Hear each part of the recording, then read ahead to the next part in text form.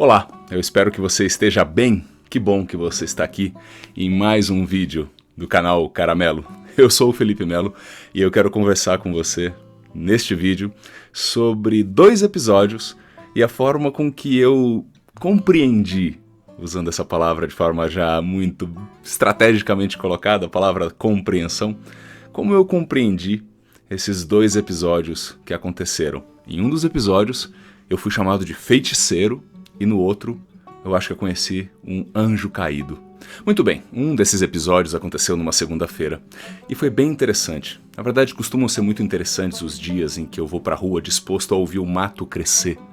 A caminho de uma reunião numa empresa, eu entrei numa perua que me levaria de uma estação de metrô a uma estação de trem. Naquele momento eu tinha tido meu carro furtado, o que tinha me feito optar com muito mais frequência pelo transporte coletivo, algo que eu gosto muito mais hoje, inclusive. Apesar dos pesares e limitações diversas, especialmente na hora do rush, e por conta ainda da pouca capilaridade em algumas regiões do transporte público, sem nenhuma dúvida, é a opção mais viável, mais válida, para que a gente possa realmente ter inteligência no deslocamento, assim como preservar os direitos de dignidade das pessoas. Pois bem, voltando ao episódio, eu estava acomodado na perua. Eu abri um livro que tratava do mal-estar na pós-modernidade.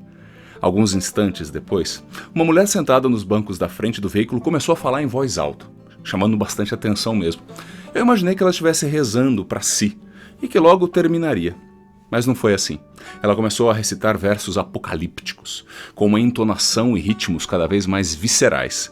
Emocionada, ela vociferava contra aqueles que não se entregavam nos braços do Senhor dela antes do juízo final. Como eu estava ali absorto na minha, lendo, ouvindo uma música tranquila pelo fone do ouvido, eu continuei na minha. Eu confesso que tinha uma pontinha de curiosidade sobre como se desdobraria aquele culto solo em movimento. Mas uma nuvem de incômodo se espalhou pelo veículo e motivou o senhor ao meu lado a se manifestar. Inicialmente foram pequenas interjeições, do tipo "Shhh! Ei! Psiu!".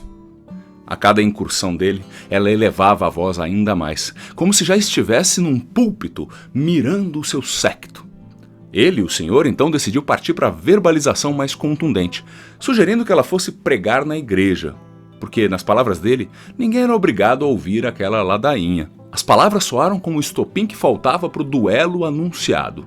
Ela se levantou, virou-se para o fundo da perua e olhou nos meus olhos de forma intensa.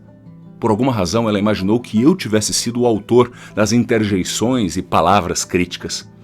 Me fuzilando com suas pupilas dilatadas, ela me chamou de Satanás e de feiticeiro, determinando que eu arderia no fogo do inferno por conta da minha falta de crença. Tomado por uma sensação indescritível, eu só consegui rir.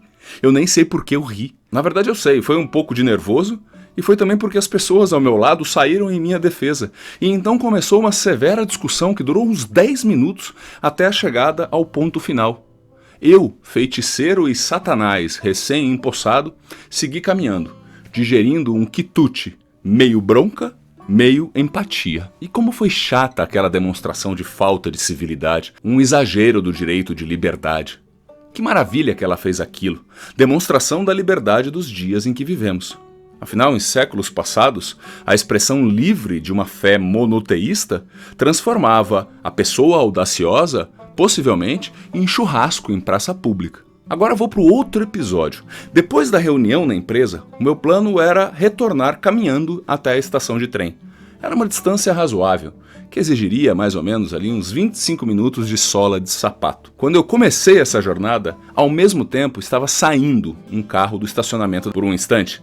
Eu pensei que seria muito interessante viver num tipo de ordem social em que a carona fosse algo tão normal quanto andar para frente.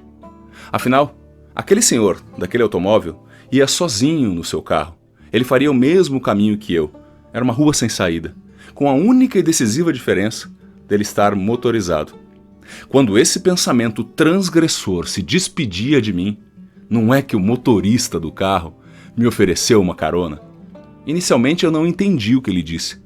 Eu pensei que ele queria uma informação, porque afinal não poderia ser verdadeiramente uma oferta de carona, algo que agredia a minha certeza de que a gente vive num mundo que não dá mais carona. Felizmente, eu fui categoricamente vencido pela renovação da sua oferta. Ele realmente estava me oferecendo uma ajuda, alegando que sabia da distância até o trem, porque ele tinha trabalhado naquela empresa.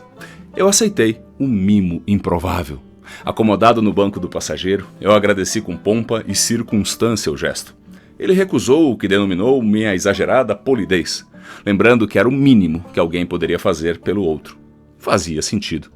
Parece que andamos distantes do mínimo que se poderia esperar das relações interpessoais entre pessoas desconhecidas. Oferecer e aceitar caronas, ainda que incorreto em termos de segurança pública e em tantos momentos e em tantos lugares, pareceu-me naquele momento algo bom em termos de vínculo humano. No trajeto até a estação do trem, depois das apresentações de praxe, o homem me contou que ele estava muito sensibilizado com o que tinha passado com ele instantes atrás.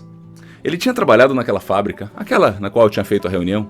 Ele tinha trabalhado lá durante 23 anos, uma importante função na parte de produção. Por algum motivo de reorganização estrutural, a função dele e de mais centenas de pessoas tinham sido extintas em terras brasileiras há poucos meses, com os postos de trabalho migrando para fábricas, espalhadas em outras localidades, mundo afora.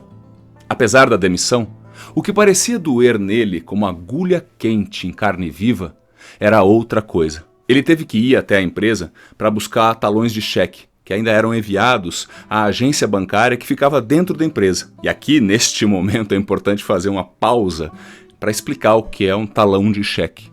É sério, tem muita gente que nunca viu um talão de cheque. É que quando os cartões de débito ou de crédito não eram tão comuns, a gente andava com um talão cheio de folhas de papel, que a gente chama de cheque, e portanto um talão de cheques que vinha com cerca de 20 folhas, se não me engano, a gente andava com isso.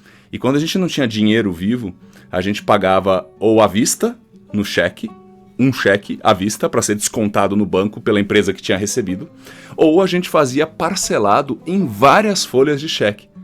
Eu sei que parece meio tosco eu estar contando isso, mas de verdade, tem gente que nunca viu um talão de cheque e muito menos usou uma folha de cheque. Depois desse pequeno aparte de retorno à pré-história, eu volto à história do homem que tinha me dado carona. Ele tinha acabado de ser impedido de entrar no local em que ele tinha entrado mais de 5.000 vezes. É uma conta arredondada, durante mais da metade da sua vida adulta. Ele transpirava decepção e raiva, mansamente.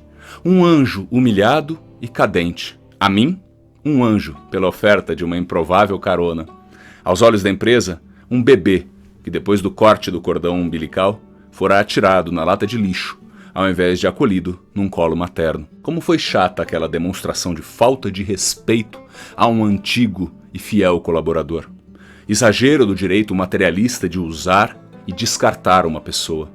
Que maravilha de demonstração de resiliência, porque mesmo em meio a um momento de drama pessoal, aquele sujeito boa praça tinha sido capaz de olhar para fora da janela e compartilhar, mais que o motor do seu carro, compartilhar a sua empatia, para me levar mais rápida e confortavelmente ao meu destino. Quero colocar no papo agora o Michel Maffezoli. E ele não vai entrar de gaiato na história não. Lembra que eu falei da compreensão? Pois é, eu estudei bastante e sigo estudando a obra desse pensador francês. Um cara bem arretado. Escreveu livros que tratam de temas ligados ao que ele chama de razão sensível, pensamento compreensivo, tribos urbanas e muitos outros. Por compreensão, ele nos provoca a pensar no verbete latim comprehendere, que tem o sentido de abraçar, incluir, unir. Logo no início dessa fala, eu usei uma expressão dele, ouvir o mato crescer, nutrir a capacidade de perceber as múltiplas possibilidades de uma mesma situação, definindo e explicando menos e compreendendo mais. Assim, quem sabe, a gente coloca um pouco mais de chocolate no fel das relações interpessoais, até porque haja vontade de compreensão para a gente conseguir atravessar rumo ao futuro, tendo uma ponte tão cheia de polarizações. É o que eu desejo a mim, é o que eu desejo a você, seja nas relações mais próximas, seja nas relações sociais e também seja nas relações que estabelecemos com a gente mesmo. Que a gente tente definir menos, que a gente coloque menos pontos finais e que a gente também abra espaço para mais compreensão, para mais noções, impressões, pesquisas, escuta do nosso mato crescer no cotidiano, no mato das relações que temos mais próximas e também coletivamente, ouvir esse mato crescer para compreender, afastando dessa ponta de faca tão severa e tantas vezes tão injusta e que afasta pessoas do certo, do errado. Se eu tô certo, você tá errado. E se eu tô certo e você é errado, eu te aniquilo. Pela compreensão, a gente quer aniquilar menos, a gente quer aproximar mais. É o meu profundo, utópico, mas quem sabe, possível, dia a dia de melhoria, desejo.